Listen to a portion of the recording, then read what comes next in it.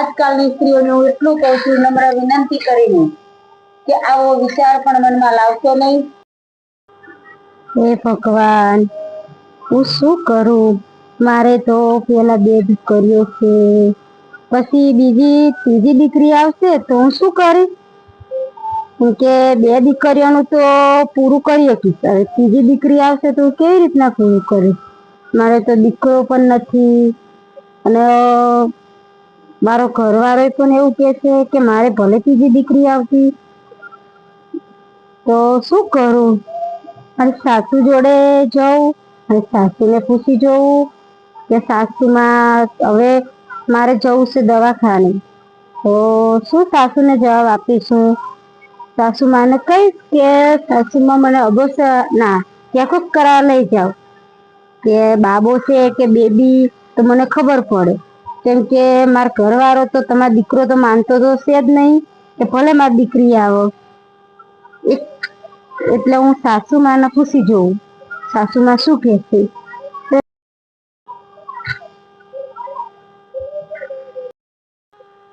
સાસુમાં, આવો બેટા, શું કરો છો તમે?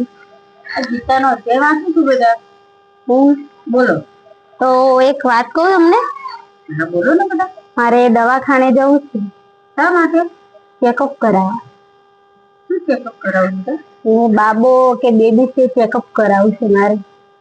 કેમ કે આપણે પેલા તો 2 દીકરી છે જ, પછી ત્રીજી દીકરી આવો તો શું કરવાનું? અરે બેટા, અહીંયા નજીક તેને સમજણ પાડો. એવો વિચાર કરવો ને એ પાપ છે બેટા. આપણે 2 દીકરી હોય કે 3 દીકરી હોય, શું ફેર પડે? દીકરી કઈ માણસ નથી? પેલો તો પ્રશ્ન બેટા એ ચેકઅપ કરાવું ને એ ગુનો છે, સજા પાત્ર છે. આ તમે જાઓ છો બાર હોસ્પિટલોમાં તો મોટા મોટા બોર્ડ માર્યા હોય છે, વાંચો છો? હા, હું તો 5 ચોપડી ભણી છું બેટા, તોય જો આ ગીતાજી વાંચું છું, અને આમાંથી ઘણું બધું શીખવા મળે છે, ઘણું બધું જાણવા મળે છે.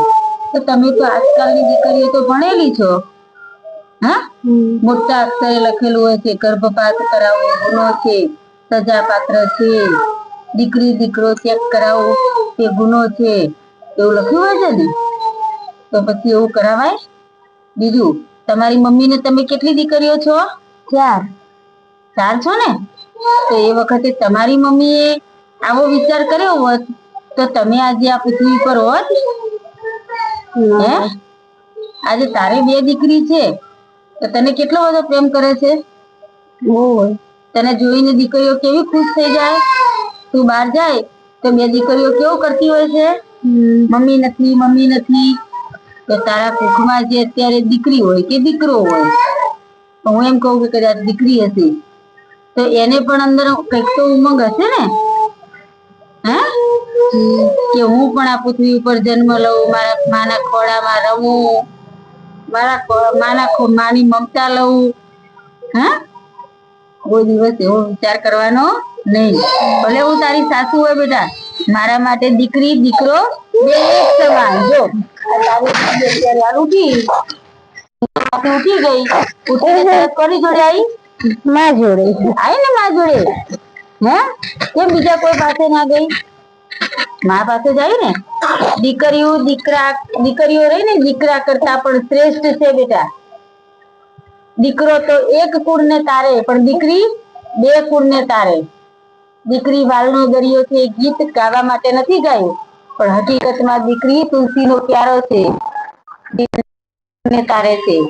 દીકરી પેલા જન્મે ત્યારે દીકરી બને છે, મોટી થાય કોઈની બેન હોય છે, એ પછી એને સાસરે મોકલો, કોઈની ભાભી થાય, એના ભાઈઓ પરણે એટલે એની નણંદ થાય, એના સાસુ સસરાની વહુ થાય, એના પતિની અર્ધાંગીની થાય. એક દીકરી કેટલા સ્વરૂપ આપે છે. સ્ત્રી કહેવા માત્ર સ્ત્રી નથી, સ્ત્રી એક શક્તિ છે. સ્ત્રીની કિંમત સ્ત્રી કરશે ત્યારે સ્ત્રી પૂર્ણ હત્યા આ પૃથ્વી પરથી અટકશે. સ્ત્રી બધી જ આજકાલની સ્ત્રીઓને હું એટલું કહું છું, નમ્ર વિનંતી કરીને, કે આવો વિચાર પણ મનમાં લાવશો નહીં, સ્ત્રી પૂર્ણ હત્યા કરશો નહીં. અને દીકરી એ વાલનો દરિયો છે,